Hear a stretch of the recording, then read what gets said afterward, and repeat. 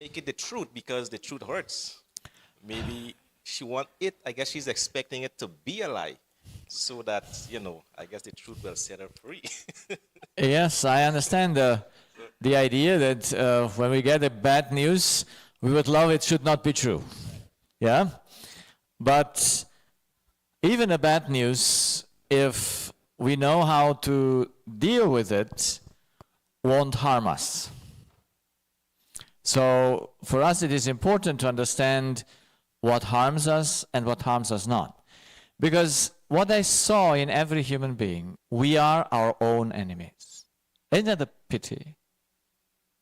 We destroy ourselves and do not know it. And then we run to the doctor who has no idea about you, and he says, okay, let's surgery something or do this or this, that procedure. And so, what shall we do? So if we would just know that we make ourselves sick, at least we would have a tool to stop it. We cannot make ourselves healthy, but we could make ourselves stop it so that the process gets to an end. It's like cutting your finger. It depends how deep you cut your finger until the wound heals. Yeah? So when the wound is quite deep, it takes longer to heal. When the wound is not so deep, then it takes shorter time to heal. But it always will heal if you do something or do nothing. That's why we can't wait that disease should go away, because we stop putting that input. But if we don't know how to stop putting that input, we are just in a circle in which there is no way out. Self-destruction will be the result. Yes. Give him a microphone.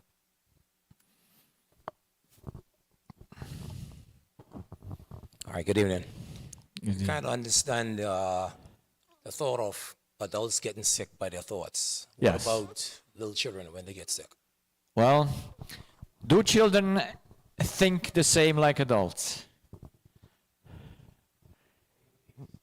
Or even babies, do they think the same? So, if we understand the process of thinking, we will see tomorrow night, the heart, the subconscious, how it works. And the subconscious is function. And it is in every human being identical from the moment of conception to the moment of death. So, disease, and this is what you bring out, is never a conscious act to become sick. It's always a subconscious protest on something that is not good. And children, can they protest or not? They can protest very strong because they have strong will. But if we understand, when we understand the whole human being, how he works, then we understand it is the same pattern. There is no exception. But of course, the child we cannot teach to stop it, can we? But who can we teach to stop it? You see, this mother who came for counseling had a daughter. And her daughter was 12. And at the age of 12, at the age of 9, she came to her mom and said, "Mom, I am in the wrong body." And so she believes she is a boy in a female body.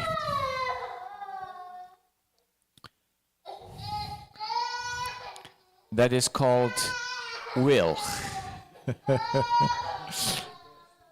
and protest because you go against his will. Yeah.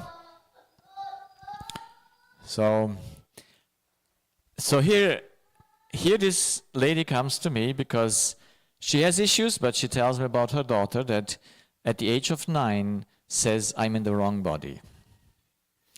Now, do I know why the child thinks that way? Why does the child come up and say, at the age of 9, I'm not a girl, I'm a boy? So the story is simple. At the age of 2, the mother separated in her mind herself from the father of the child. But they were living together in the same house, the same flat, but just in different rooms, because she wanted her daughter to have a father. But she had no, so to say, love connection to him. In the moment she left the father and moved to another room, what happened to the child? Until that time, the child was normal in its behavior. Immediately, it started with a difficult behavior. And at the age of 4, she's out in the street with her mom, and she says, "Mom, that's a man for you." So what was she doing? She wanted to make mom happy. And so she needs to find a man, because mom can only be happy with a man. Amen? A man said that, not a woman. So that's a great deception. It's a great deception. So they are separated. And at the age of 9, she comes up and says, "If no one can make mom happy, I will do it." Consciously or unconsciously? Completely unconscious. And then when she came to counseling, we continued then, but then this COVID came in between, but we continued counseling, and I told her how a child functions. And that the child wants always to make its parent happy, because it lives from the happiness of the parents. You always can see on the children how good the family works. You know that? So I give you some hints where you can see, because they don't know you from outside. They know you from inside. So this gentleman, the father of the girl, and this we should also know, every child has its first need that mother should love father. That's the first need of the child. If the mother loves father, the child is very well. But if the mother has an issue with father, you will see how the child will react. It's amazing to see. So when mother separated from father, the child wants her mother to love her father. And she doesn't allow mother to be free, but she would like to force her to love her dad. And so she thinks, I have to do something to make mother happy, that I may also be happy. Now I suggested to her that she needs to love the man of the father of her child, because she says, he's a good man. He didn't cheat on me. He's a good man. He even brings me my, the cascade when you go to with the bike. He brings. He just serves me. But I don't like him. Something is there that misses. Now, human minds are twisted sometimes. And so I said, no matter what, if you want your child to be okay, you need to love its dad. And so they went that year in vacation. They go always in vacation together, but they sleep in separate rooms. And she said, it happened that on a place we had no separate rooms. But not because we had only no separate rooms, but because of your suggestion, I started again a relationship with him. How did the child react? Happy or not happy? The child, they came home from vacation.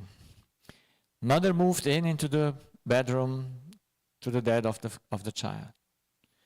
And now the child wants to make sure that they are happy. So what does the child do? She just enters suddenly the bedroom to see if they love each other. Isn't that amazing? I mean, children are so sweet. Just to make sure mom is okay, so I don't need to become a boy. To make her happy. You see, behind disease is always a good intention. You have never a disease from a bad intention. Never ever. It's always you want a good, but you don't know for whom do you want. You want it for yourself. So, if we understand humanity, I tell you, things become simple. Not necessarily easy, but they become simple. So, tonight, we go through these questions. I hope you don't forget them. Is sickness or health by chance? Did the girl want to be a boy by chance? No, there was a reason behind. Is there a different cause of disease? What did the child want? Love. She wanted to make her mom to be happy. Are there more causes? How many are involved in the process of becoming sick? Who is responsible for the disease? And is there a cure for chronic disease? So we know that to answer these questions, we need the reference. And so I hope you know this by heart right now. We need something that is unmovable in order to give an answer to those things that are movable. And the only way we can make a mistake is to have the wrong reference. And the wrong reference is like the wrong pointed, is the decisive element. Each answer is true or untrue based on the reference that is used. And we will see that there are only two references. And what you use, you must go with. So, the reference, you know it now. It must be, like we said before, what is the reference? It's law of nature. Everything is a channel. Everything needs to take in order to give. God is the supplier of every need for every channel. And a human being, so we change another, the human being has, what is his first need? Of. So why does she wants to become, maybe take mine, maybe it works, I don't know. Why did she go, wanted this girl to become a man?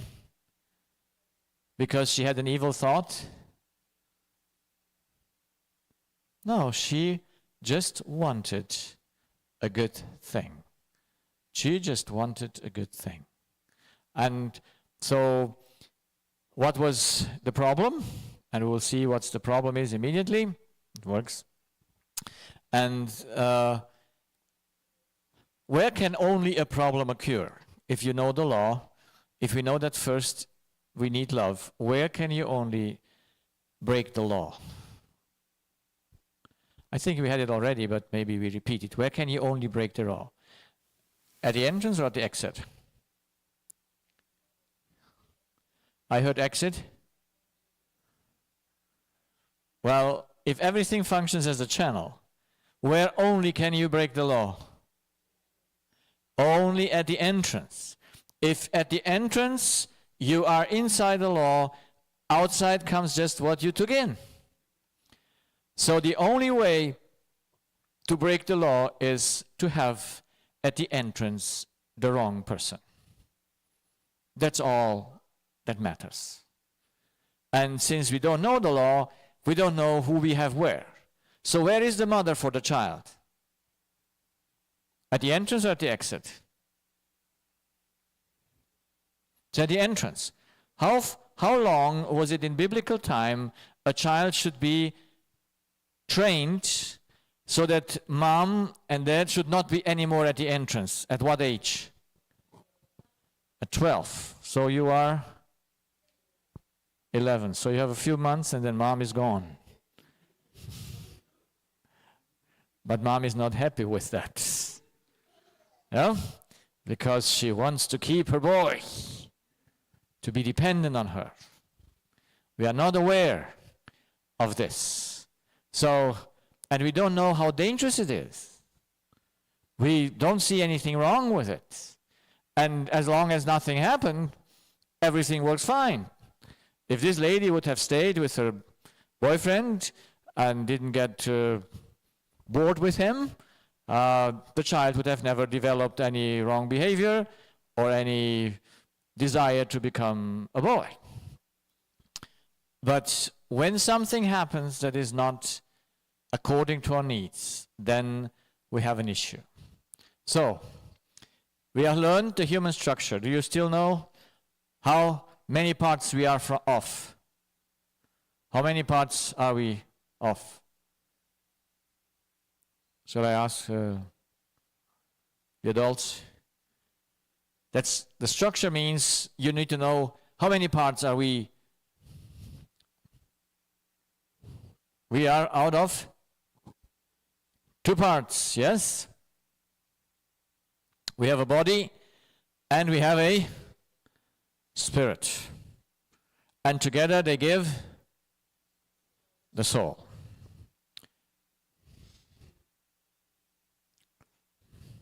Maybe it stucks the program, I don't know. Yeah. Together it gives the soul. Yeah. So now, where do we live?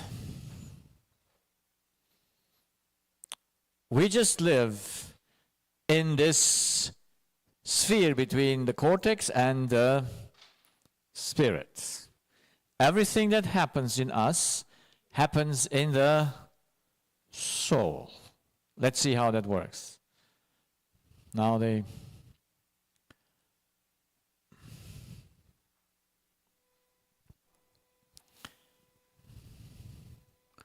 let's see how that works. Yeah, was good.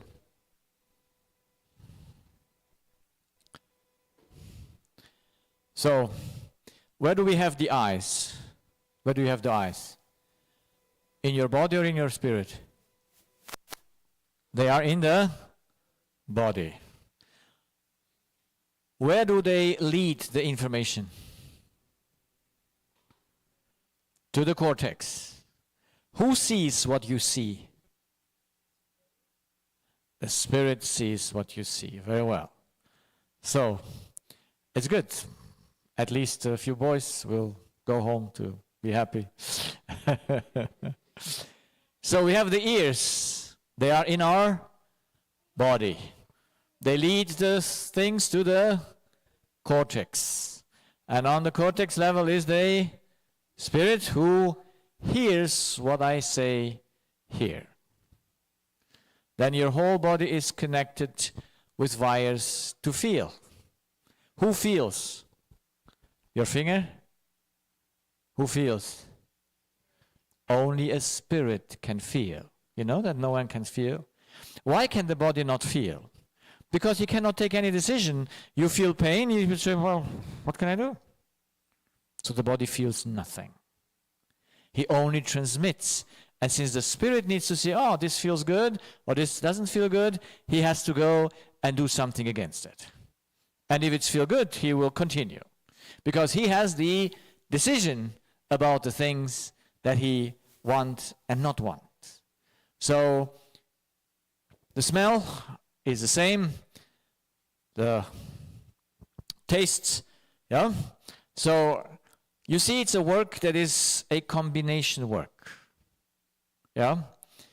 So without the eyes, we cannot see. Without the ears, we cannot hear. But the ears and the eyes do not do neither see nor hear. Okay? Now, the Spirit has abilities that he can use even.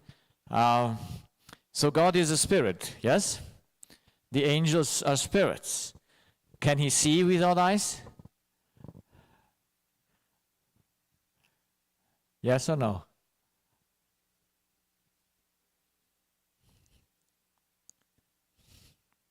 This is a... Yeah, of course, he made the eyes. But as souls, we are dependent on the eyes. Spirits are not dependent on the eyes. And so even we, did you ever dream? Were you awake when you dreamed? Did you see in your dream? Did you hear in your dream? Oh, of course, I was dreaming this morning, and I don't know what I was dreaming, but I heard a knock on the door. And I did not know who was waking me up. But when I woke up, I said, the knocking was in the dream. It was not on the door. Yeah? So you hear when you are in the asleep. So I had once a young child who never saw. It was born blind. And it had a favorite color. How come? So we have the capacity of imagination. Yes? But just we as souls and the animals, they cannot be just working together. They cannot be separated. But God is just a spirit. And he has all capacities as a spirit. Yeah? If you remember in the Bible, the throne of God in Isaiah and in Ezekiel, how was it? The wheels, how many eyes? All over. And they were going only each wheel in one direction. And he could go in each direction. So, wonderful. So, let's come back to who's responsible for the spirit and the body to be fed and satisfied? Who's responsible? Well, I hear this now and then, but if God is responsible and you have a lack of love, who is responsible for your lack? So the Spirit needs to satisfy every need of the body and of himself. So who has the responsibility? When you have issues in your nervous system, who are you speaking to? Do you want to fix the spirit or the body? You see, there is almost all diseases are one-sided. I just recently had a case where you get Parkinson's, and also my father had it, on one side. So only the left leg and only the left hand shakes. The other one is working fine.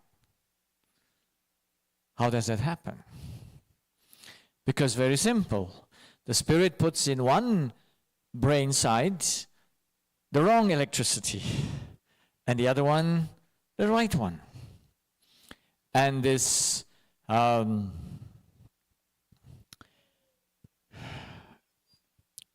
it's not dopamine. What's the Parkinson's missing? Is it is it dopamine? Dopamine, yeah.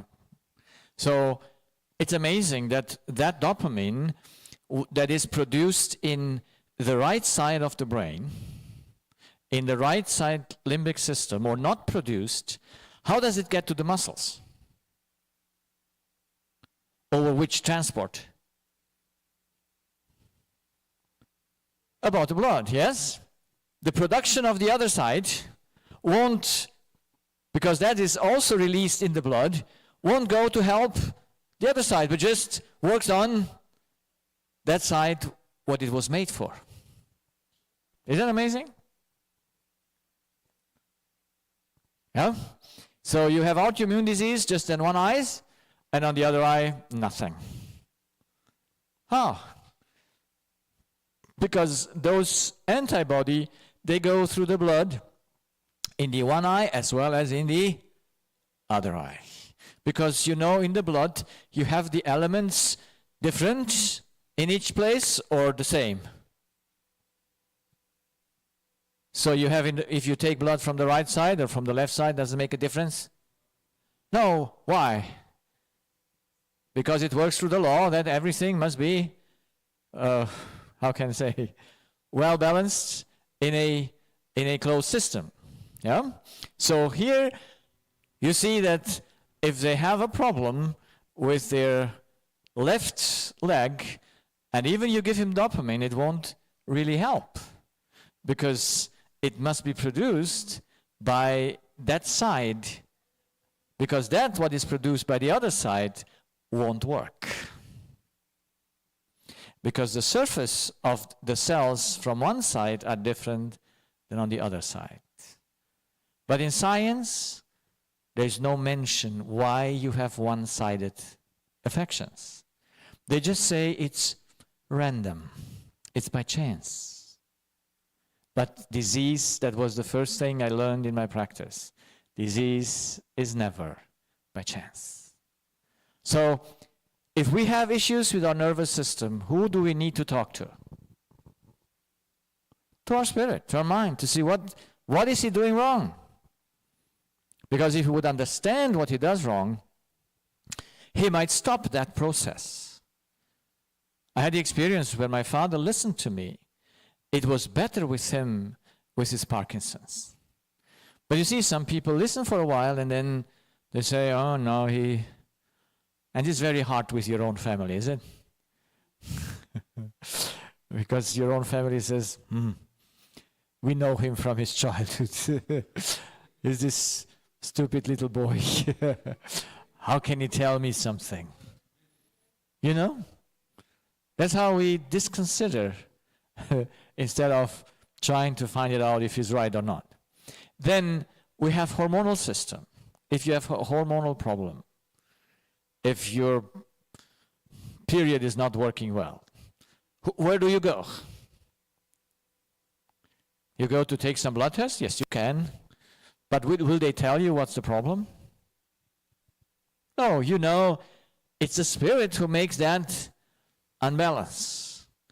If you have a problem with the repair system, and you will hear me not speaking about an immune system, because even an immune system is a deception.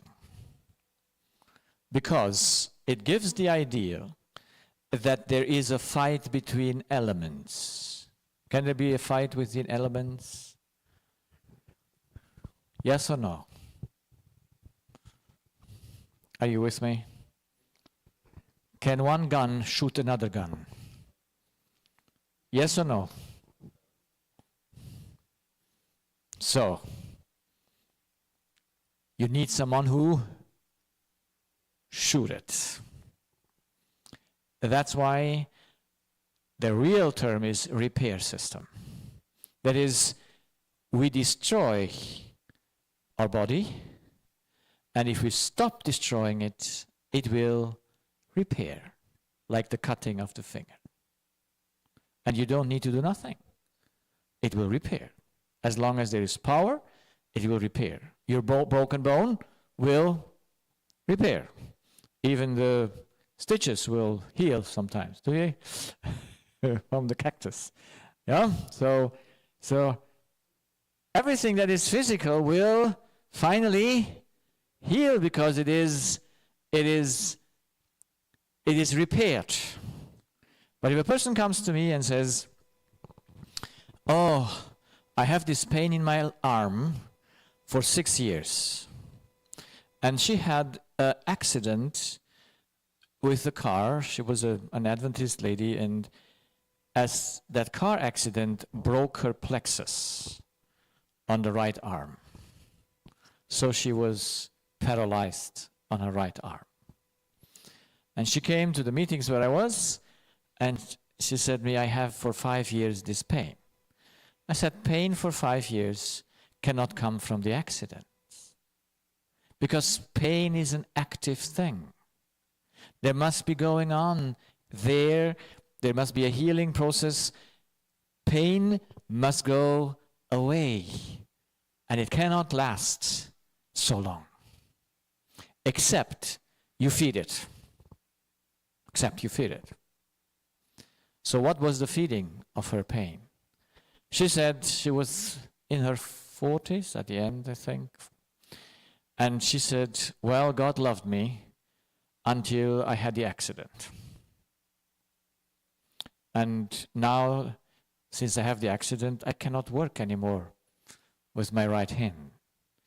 And I have kids in the university, and I have to support them. And she was angry on God. Do you think anger makes you pain? Yes. Makes terrible pain. And it might not be an anger that is very obvious, but your body will show it. So I suggested to her to see the deception. What was her deception? Why was she upset on God? For whom should a Christian work? Pardon? I heard something. For whom should we work? For God. So if God puts one of our limbs into pension, retirement, says, you served enough with that hand, let's keep it retired.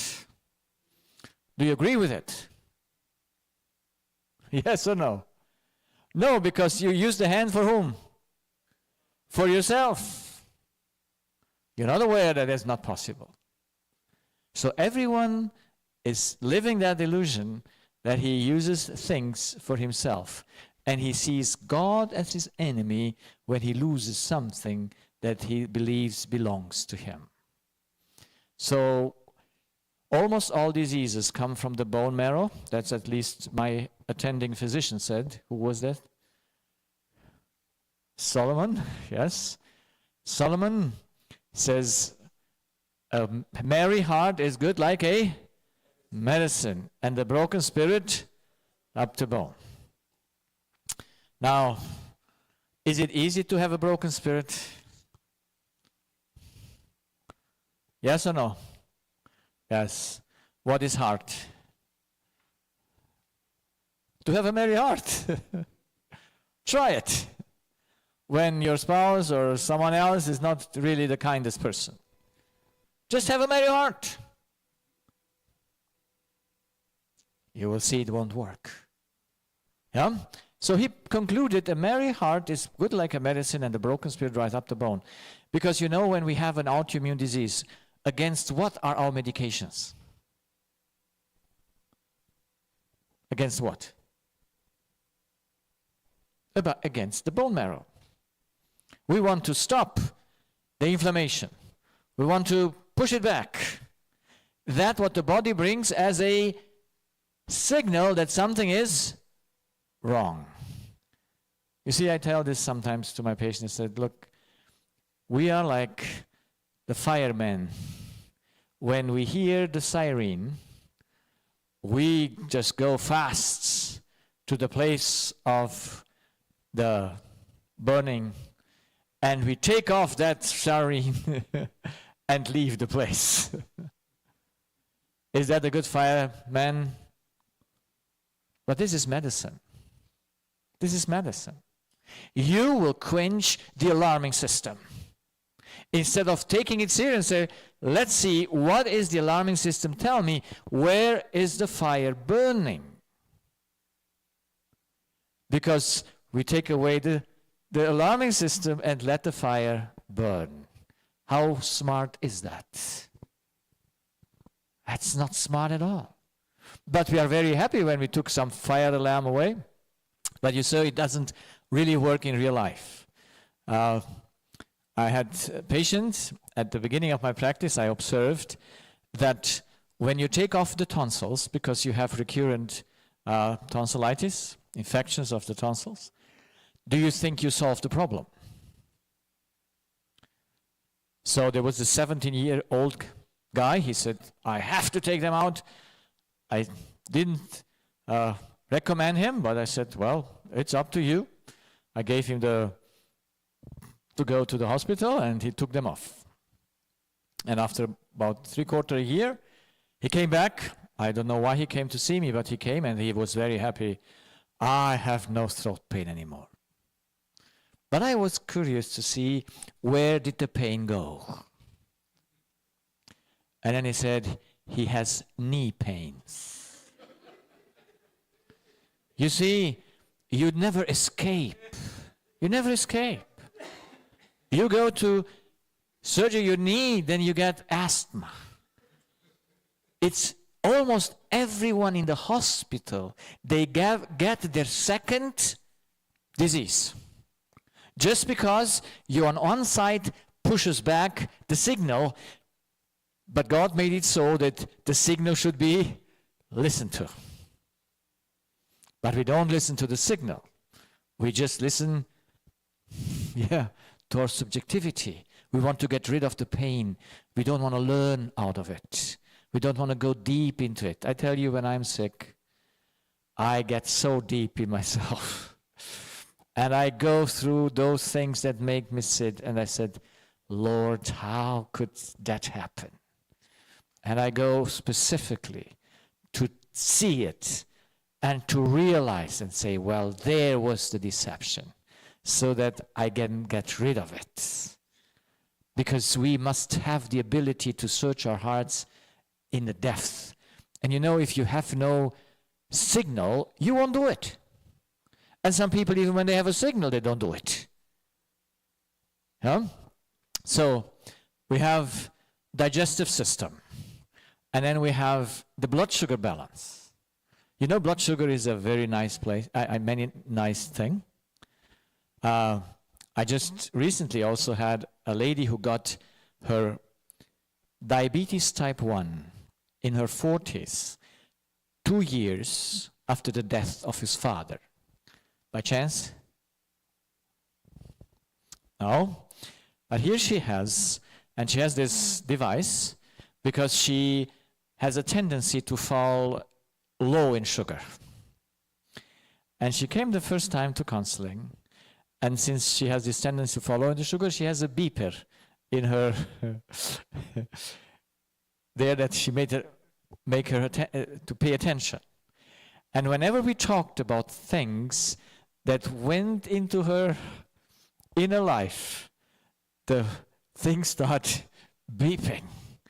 She could not hide the way she was thinking about what I asked her.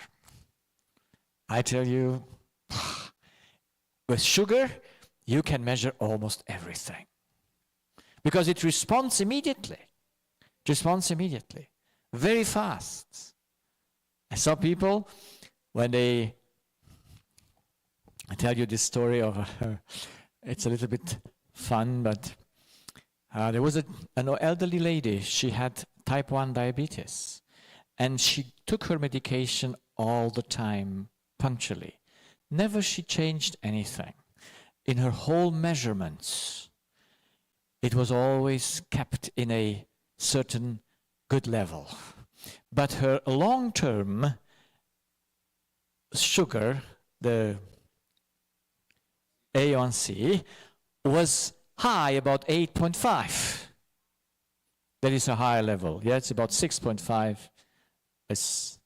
So now the doctor doesn't know what happened, because everything she did, and the whole, they put all of things down, but after a while, after a few years, she suddenly came to his office, and the long-term measure of the sugar was 6.5.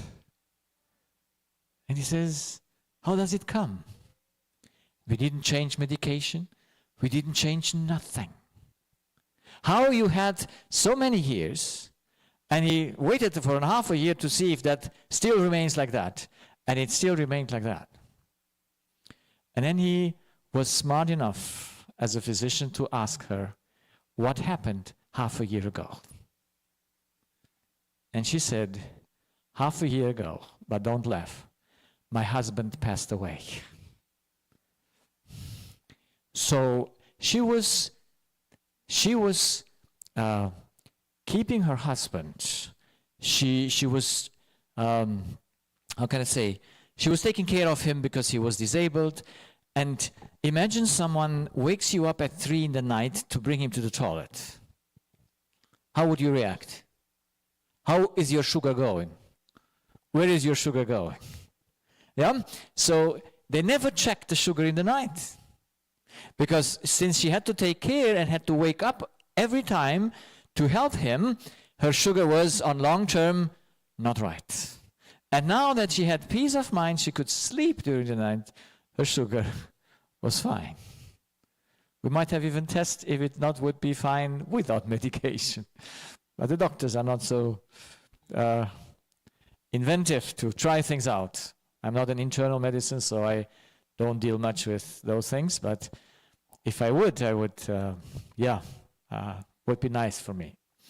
And then every body function that we have is maintained by what we think. By what we think.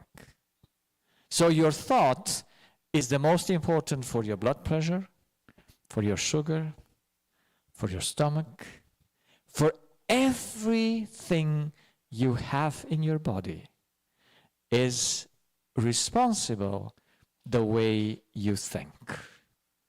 It's not food. Because food, who makes the digestion? Food, or is the digestion a separate entity? Who makes the digestion? Because I know you're all nutritional experts. Who makes the digestion? The food or your mind? Now, only your mind makes the digestion. The food is digested, but the food doesn't make the digestion. So that's why we have to know these two elements. I need to eat, but I also need to think correct so that my body will work fine. But in medicine, we have almost completely neglected the thought.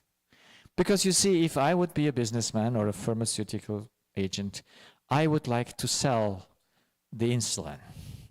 I would like to sell you, because what does medicine say if you get a chronic disease?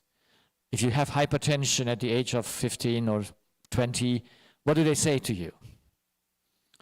This is essential blood pressure, and you have inherited it, and you have to take a lifetime medication. That's the best business you can have, you know that? It's the best business. Because the patient never gets healed, he just gets to stay in a balance. And I wouldn't like to do such kind of a medicine. Now, of course, that kind of a medicine is good for people who don't understand. At least you help them with, the medication. But I think if we have patients that can understand things, we can offer them the understanding so that they can change. I think that's so good to know. Now, of course, since I believe that every patient is brought to me in my practice by God, because I know an angel stays in front of the door, and he only lets in who has to come in. And even when he lets the police come in, they're welcome, even though I'm not so happy with them. So if they come to me, I see them, I take their history, and in my very narrow mind I say, this person will not get it. What makes me still to try it? Because I believe God brought it there. Because the face can very, very deceive you. Very deceitful. Yeah? You might think, oh, this person really is intelligent. And then you find out it's just a facade.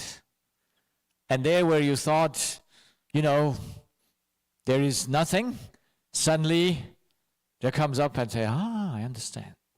So we cannot judge them. So whoever comes to me and he is inviting to come for counseling, I counsel him until he doesn't come anymore.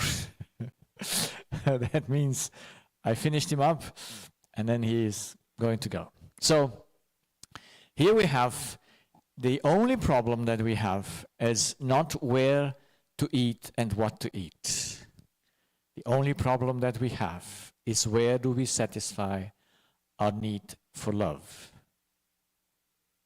Yeah? Where do we satisfy our need for love?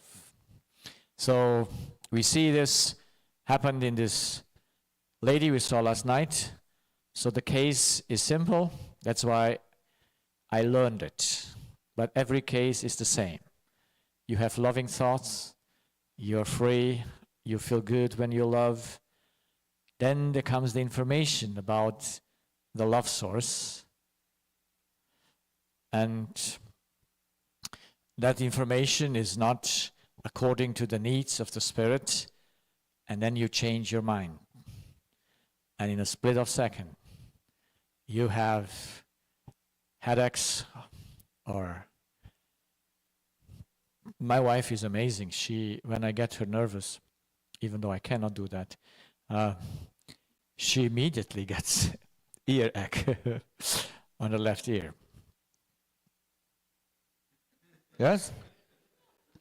Well, I just tell the truth, so everyone can relate to it. Yes. So some people get it immediately. I get it a day later, or but when I get it, I say, okay, I know where it comes from. It's just a little thing here. But does it come by chance? No, I tell you, you don't have a pickle. How you say pickle in? Pimple. You don't have a pimple by chance. You know that? Because everything is under the control of the spirit. Now, it's a small thing to have a pimple, but if it occurs in your ear canal, that's not a small thing, because then it hurts tremendously. And you go to the emergency by all means, because it so hurts in the ear canal at the entrance that you hardly can, bear it. So the lady changes her mind. She wants to force the gentleman to love her, to be faithful to her. And force is the opposite of love.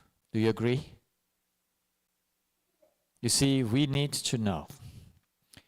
Love is that what makes life to work.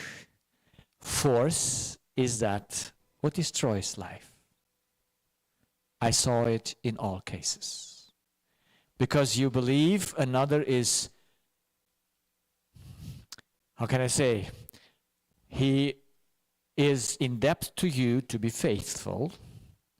You need to force him to be faithful. Is it because she wants to or she has to? I know we said this, but she has to, friends. We don't get nervous because we want to.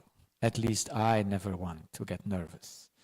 But I get, because I have expectations, and not only expectations, but demands. You like people who are not so smart in their thinking? Do you like stupid people? Let's say that question. Yes or no? Yes or no? Be sincere. No one likes stupid people. Yeah, because we want to have people to be around that we yes, deal with the problem. Yeah, but if you have someone like, you say, this is losing my time. So you see, a stupid person can really challenge you to get angry. And you're laughing because it's the truth. Because in our self-deception, who is smarter than the other? I am smarter than the other. So automatically he must be more stupid than you. There's no other way. That's why you have this, it's so deep in us. We want the best. We want them to work well, the others. But we have expectations and demands that they might not have. Yeah? Why would we force them? So, what is the reason for our relationships? That's now the very important question. Is it that we have a spouse, a father, a mother, children and pets? You like pets here? Yes. I see that you all have guinea pigs in your garden, so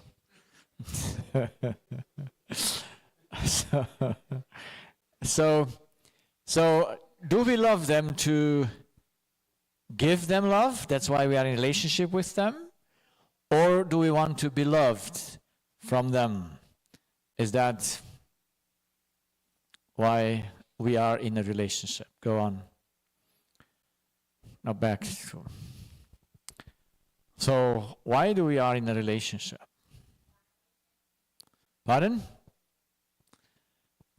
Yes, she says to be loved. So then, you see, is the battle pre-programmed or not? If you need to be loved, and you go into a relationship to receive something from the other, what will happen? It's pre-programmed because you believe he has to give it to you, and so you take him at his neck and say, please love me. Yeah? And it's amazing how people do that. Please love me. You know that everyone is begging for love? It's such a subtle thing in our hearts that we don't know. So why is the boy keeping his head on his father's arm? Or the older one on his mother? Why do you do that? Because you love mom, or you take something from mom?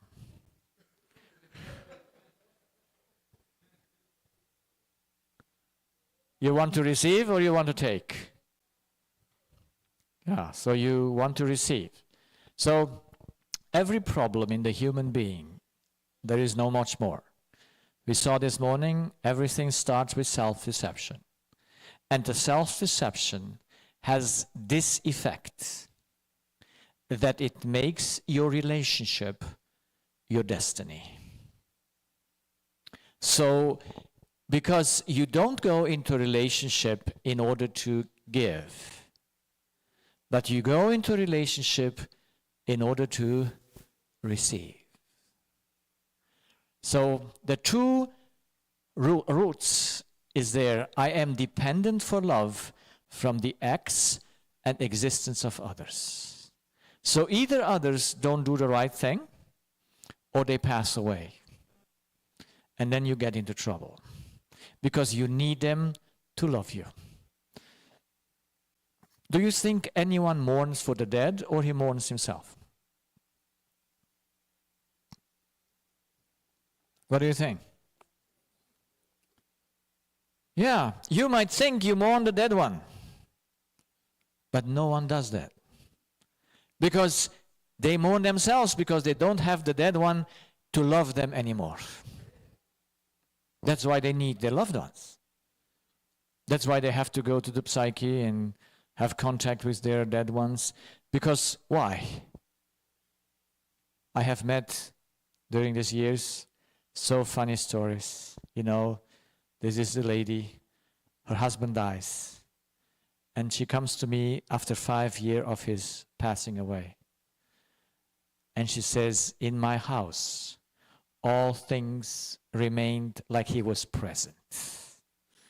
The toothpaste, the toothbrush, his clothes, everything is like he would be there.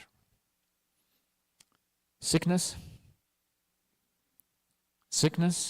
evidently something's wrong. But I had the other lady who did this for 10 years. And then another one, she was even a Christian, a strong believer lady. Her husband died 15 years before I saw her. And she goes twice a day to the cemetery. Why? She thinks that he, poor guy, cannot rest there alone. Why is she going there? Because she does not agree with how God made it that her husband should die. And he died on a Sabbath suddenly. And she was devastated. And through that death, those 15 years of wanting love, she got rheumatism all over. I had one day a gentleman, he was bowed down, all his joints were rotten and changed. And his wife passed away, I think it was 10 years ago.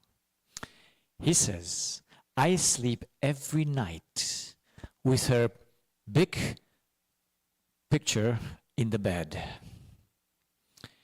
And I dream her, and I'm always getting very upset when I wake up and don't find her there.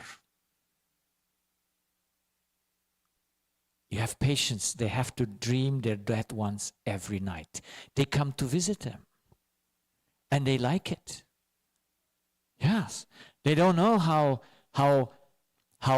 destroying that is. But why would you need a human to come? Why would you? To take or to give? Only to take.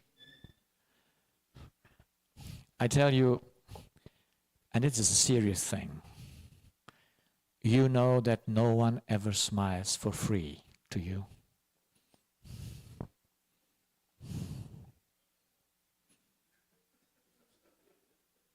You know that? Everyone who smiles gives in order to receive. Just don't smile back. And you see what happens. Yeah? So we are all on one point directed, and that's a terrible thing. So all with whom we enter into a relationship become our debtors. Because I smile, you need to smile back. I am friendly, why are you not friendly with me? That's how we work. And we don't even see that it's wrong. So we don't see the law that you need to take first in order to give. So we are totally unaware. So let's see how are the human needs fulfilled. Maybe it works from here. Yes, it works. So we have in our body, who is a channel, we have the need for chemistry and the need for electrical current. Yeah, we have those two needs. Those need to come according to the law from outside. And so we have here food comes into the stomach, who passes it on, and love will come into the spirit, and it passes on to the body. So, we have 3 questions we have to ask. Who, how, and where? So who's responsible that your stomach got filled? Or gets filled when you're hungry? You yourself or another one? How much percent? 100%. Okay, it's me. How do you do it? You know how to do it? What do you do first? What do you do first? You eat and then you put the table? You eat and then you go to get some avocados? Is that possible? No, eating is giving to the stomach chemistry. But can you give before you take? No way. So the law is very simple. Take to give. From where do we take our food? From nature, yes. So that's very simple, is it? Have you ever asked your wife or your child to eat a cake for you because you were hungry after the cake? Yes or no? Why not?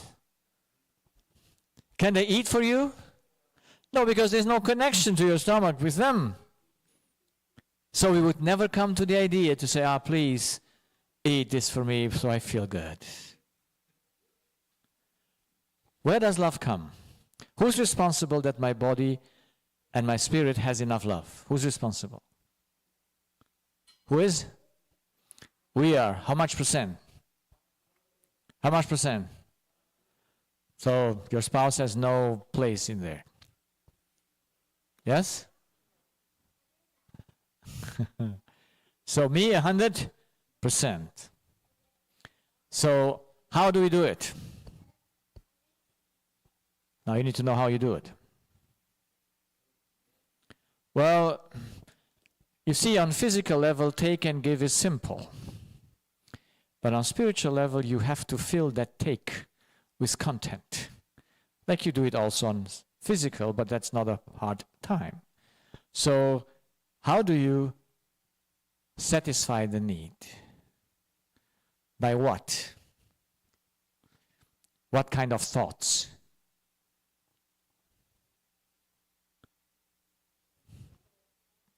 Loving thoughts. When the children go play in that roller thing, and they not get home, then you have loving thoughts when they come. Do you? You're just happy that they come back. But you don't have loving thoughts. So who will have a headache? You. And will the child sense those unloving thoughts? Will he? Yeah, he knows you from inside. I know I was a very bad boy because my parents separated when I was 8. And I became hyperactive from the age of 8 to 14. Because my mother had to go to work in 3 shifts. We were just home with our grandmother. And I, being the second born, the most in need of love, I found a boyfriend. His mother also was not home, was gone to Germany to treat his brother. And so we found ourselves. And we were inseparable. You see, every evil thing you can imagine, I mean, not bad things, but, we did together. The school knew, because we were in the same school class, when they are not there both, something is wrong, because they cannot be sick both at the same time. So I was hyperactive. And I was not controllable. And my mom, poor mom, did not know what to do with me. She knew the rod, But I got used to the rod. You know, you can get used to the rod. You just come home, and if it's not stitchy like the cactus, yeah, you stay there with your pants off, and as long as you can resist, and then chop, go into the bedroom. And then she stopped, you know. But I got used to that, but I never changed. Only when my mom got to cry. When she didn't beat me, but she said, I don't know what to do with you. And she cried. And she wept, and I said, Mom, stop it. From now on, I'm the most obedient boy. And so I did. I mean, I proposed to myself. How long did it last? I didn't last very long. But I calculated always when to come home. Because Mom working in 3 shifts. If she was working in the 2nd shift, I came home before she came home. And I was laying in bed and everything was fine. When she had night shifts, I came home after she went to work in night shifts. Because I calculated, because Grandma couldn't handle the stick. She just put my mom to handle the stick. So you're always trying to do things in that way. So what do you need to do in order to have love or good electricity in your body? You need to have what kind of thoughts? Loving thoughts. Toward whom? Well, there is no self-love in love. The Bible knows only one kind of self-love. It says, he who loves his wife loves himself. So you don't love your wife, you don't love yourself. Simple, is it? You like Paul? You like Paul? You like Paul who said it? I like him. Because he brought the law in one sentence perfectly to view. If you love your neighbor, you live. If you stop loving your neighbor, you die, not the neighbor. So, when the children are disobedient, when the wife or the husband does mistakes, how would you love to be treated when you do mistakes? You know the principle of the Bible? Which would fix all our problems? What does the Bible say? Pardon? Well, yes, but it says there. Anyone other suggestion? Do unto others that what you want you to, that they should do unto them first. So, you like to be treated well? Yes? Then you must treat well. But if you cannot treat well because the other has betrayed you, and you feel the pressure in you, then you are in a trouble. You're in deep trouble. So loving thoughts towards how many people? I would not say all. Let's reduce the people a little bit, because that's too general. Tell me. Pardon? Well, neighbor is all. Let's become specific. Loving thoughts toward whom? Pardon? Exactly. Those who love you, you don't need to make any exercise for loving thoughts. You need to be able to love the person that comes against you, because if not, you end up being sick and die because you cannot love the evildoer. This is why Jesus said, love your enemy. You like that command? For whose sake did he say it? For the enemy's sake? Bless those who curse you. Do good those who do you evil. He won't beat you here, just give the other there. Wouldn't that be nice? I tell you a story about loving your enemies, because this is what I have to teach my patients, to love their enemies, because someone did wrong to them. And this was an elderly lady, and she had dizziness. And in her dizziness, she came to see me. And I know that dizziness comes from a conflict, from a pressing, from a forcing thought. You can never get dizzy from a loving thought, a free thought. And so I asked her, and she said, well, I have a conflict with my neighbor. And how many conflicts can you have with your neighbor? Many. Sometimes just because of 5 centimeters of land, or a tree, or I saw them all. And so I told her, look, your dizziness comes because you need to have some loving thoughts to your neighbor. Was I biblical? Yes, she goes home. She comes back the next time, and then she says, Doctor, I'm still having this dizziness. So I ask her, what does the neighbor do? Oh, he's the same. So, do you have some loving thoughts towards him? So I encourage her the next time to have loving thoughts toward her, so that her dizziness should disappear. And then she came the 3rd time. And now I said, I have to fix her now. And so I went even with more encouragement to say, look, you have to love your neighbor so that your dizziness goes away.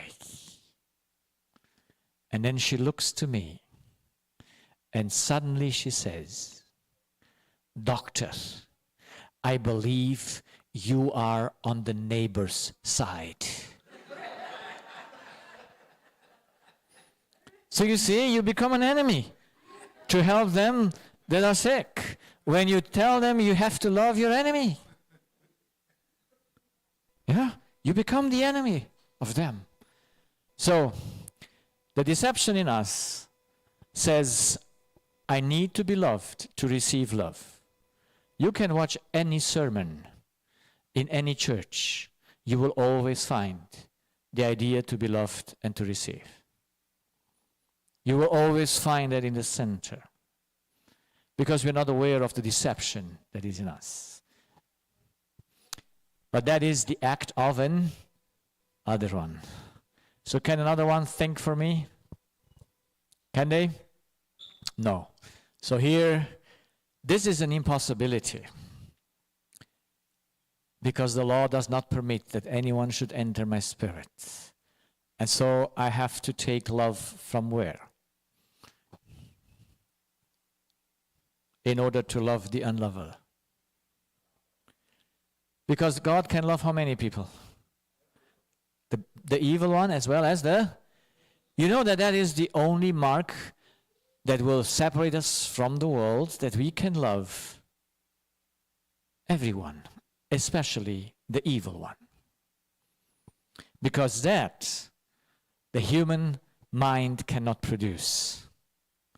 It's impossible. You can try it. You will fail. So, where can I take love?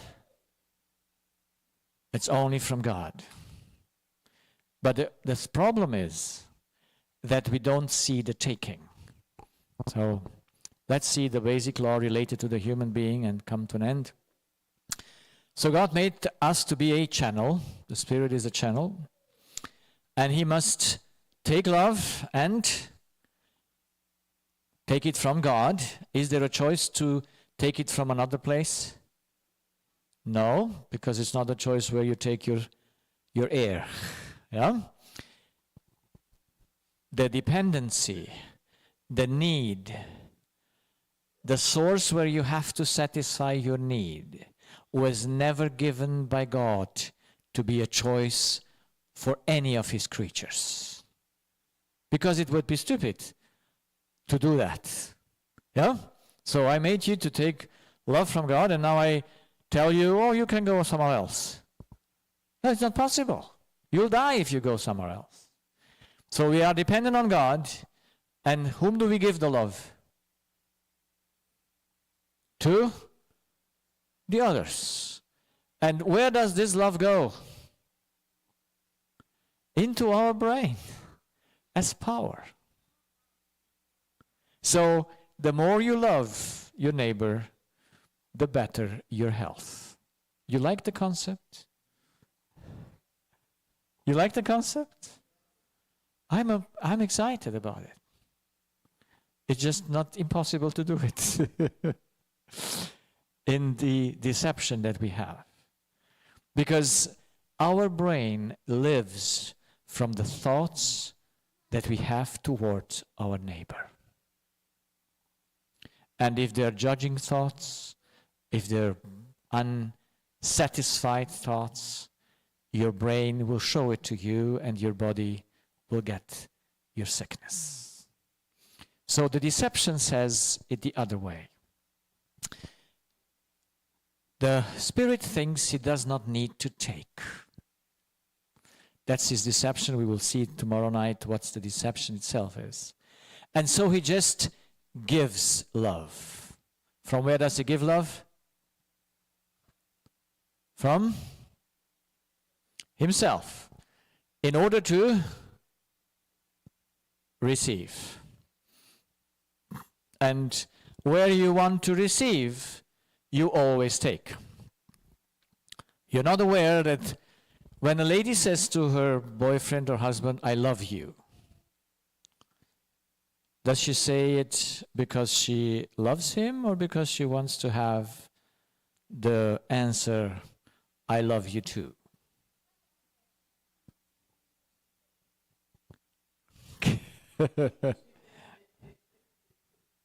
So why does one tell the other, I love you?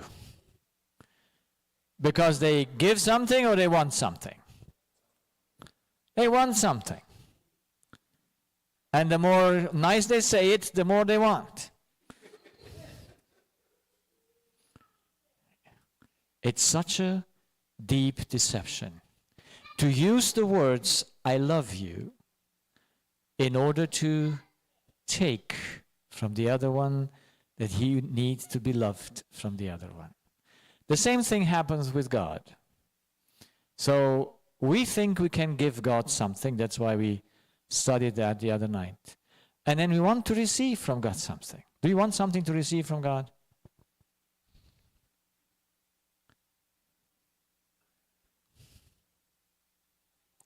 Do you want to receive something from God? Yes or no? Now I have to stay another half an hour. So you serve God because you want eternal life, do you? So you use God to have eternal life. Poor God. Why is the whole concept of receiving an illusion? You see, there were many. In the Sermon on the Mount, Jesus says, in that day, in the day of judgment, there will be many people coming to me and say, did we not cast out demons? Did we not heal the sick? Did we not do many marvelous works? Tell me, how many evil things did these people do? How many? They were morally intact. They were just doing everything according to the letter of the law. And what does Jesus say to them? Depart from me, because you are evildoer, lawless. Because they were serving God for what? For the purpose to receive. If you serve God to purposefully receive, you will not receive. Because love has nothing to do with receiving. We serve God because we like Him. Isn't that a better idea? Because we identify with Him. And it is our duty to take, not His duty to give. I can access Him and take how much?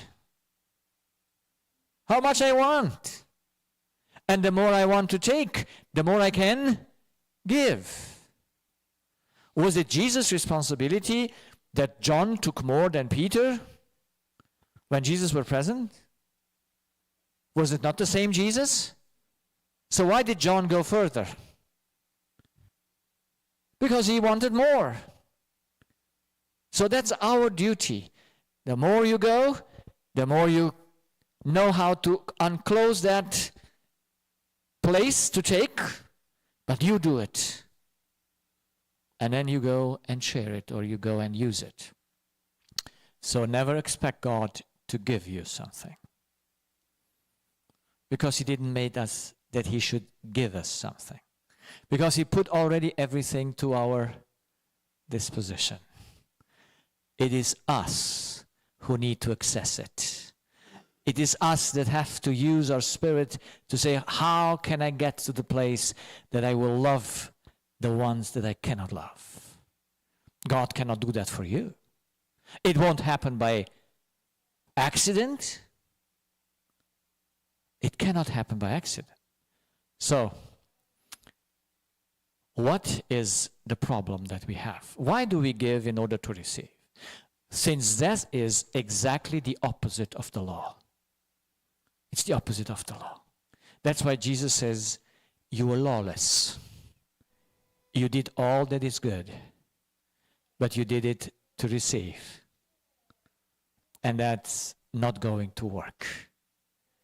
In heaven, everyone will be there who knows, I am the one responsible to take and to share. And yes, if everyone does the same, you come to the result that everyone is loved. But that is only possible if everyone understands that it is his duty to act in taking and in giving. And no one is responsible for your filling up, like it is not responsible for your food, what you eat. No one can be responsible for what you think and not think. So the problem is, the heart is deceitful above all things and desperately wicked. Who can know it? So this is the problem that we have. And the deception of the heart just twisted the law in another way. You don't take to give. You're not even aware of that. You just give to take or to receive. That is the deception of the heart. But we will study it tomorrow night. Proverbs 4:19, keep thy heart with all diligence, for out of it are the issues of life. So what do we need to know? We need to know how our heart is functioning. How is the subconscious working? And we are just not knowing it about. We believe it's much complex. By God's grace, He helped me to understand it. I was in 2007 at the end. I came, by God's grace, to see the subconscious, how it works. And since then, it's the center of the message, because the Bible speaks about the heart. If the heart is okay, everything is okay. If the heart is not okay, nothing is okay. You agree? So, any questions? It's already late, but if you have questions, if not, I would pray and then we go home. Our Father in heaven, we thank you that you made us in a wonderful way. And I thank you that you gave us responsibility. That you didn't make us to wait on something, but just go and do those things that we have to do. Yes, we sometimes have to wait until rain comes or whatever, That's in your sphere of action. But that what is in our sphere of action, we can handle at any moment. So help us to grasp these things, and by thy grace, to put them into practice for the health of our body and for the benefit of our neighbors. In Jesus' name.